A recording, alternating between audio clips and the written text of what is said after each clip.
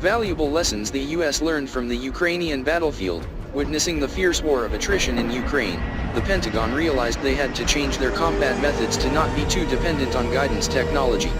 According to Washington Post, during a meeting in late January, General Curtis Taylor, commander of the National Training Center, NTC, and the US Army Base Irwin, held in his hand a deadly technological device, saying it was the reason why 89 Russian soldiers died in Ukraine's artillery attack on the city of Makiivka.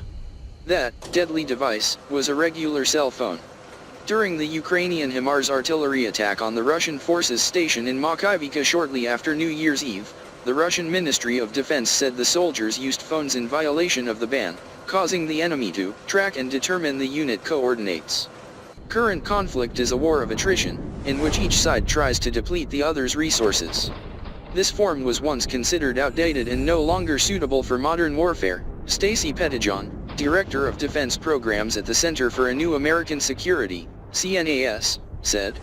Satellite navigation, GPS, guided weapons donated by the US to Ukraine such as JDAM bombs, Excalibur artillery shells and HIMARS rockets, which were praised as having excellent accuracy, repeatedly missed their targets. Target due to jamming by Russian electronic warfare. That forced Ukraine to combine old conventional artillery shells with reconnaissance and UAVs to attack targets. US commanders certainly realized this, as Pettijohn added. US officials admit that every action of soldiers, from planning, patrolling to using technology to carry out missions, must be reviewed. The NTC's training grounds once simulated the flat areas of Afghanistan and Iraq, but are now filled with trenches and strongholds similar to the front lines in Ukraine. What happened in Ukraine shows that Russian artillery can hinder efforts to maneuver the squad and threaten all forward command posts, General Taylor admitted. Commanders at NTC repeatedly warned that any electronic device soldiers carry can become a target. Soldiers are ordered not to use phones on the battlefield, while surveillance officers regularly crack down on illegal users of electronic devices.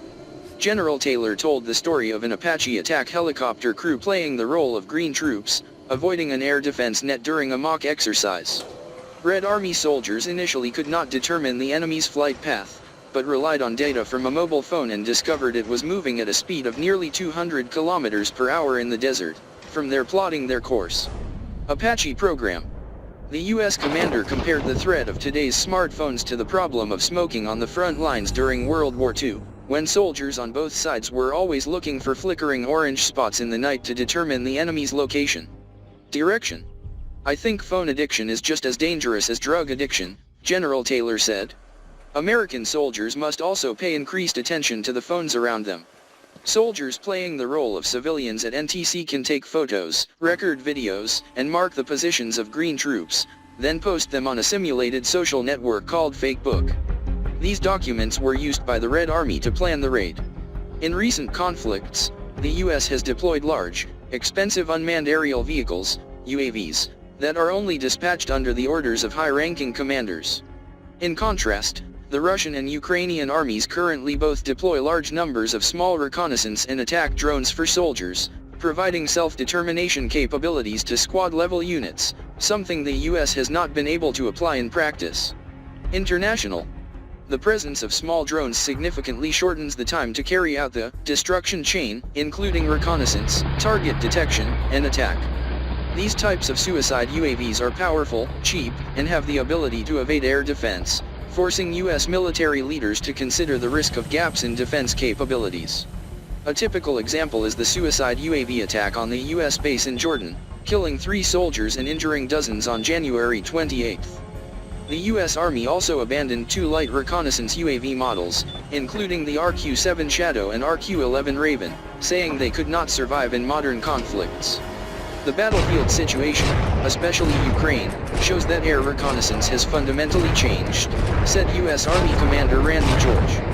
General James Hecker, commander of the US Air Forces in Europe, USAF, said that the Ukrainian military is deploying a network of thousands of phones equipped with acoustic sensors to detect Russian UAVs based on the noise they emit. Specialized units then send warnings to the Air Defense Force and UAV hunting teams so they can detect and shoot down the target. This effort has been notified to the Pentagon's Missile Defense Agency, as well as US and NATO military commanders for consideration and learning, General Hecker said. They don't believe that the form of war has changed guava and still cling to the risky belief that the US military would do better in a similar situation, she said. Both Russia and Ukraine have applied many new technologies in fighting over the past 2 years, but the situation on the battlefield is eerily similar to World War I. 2024 will be a difficult time for both Ukraine and Russia, as the war enters its third year with increasingly greater losses and an unresolved tension. According to Washington Post.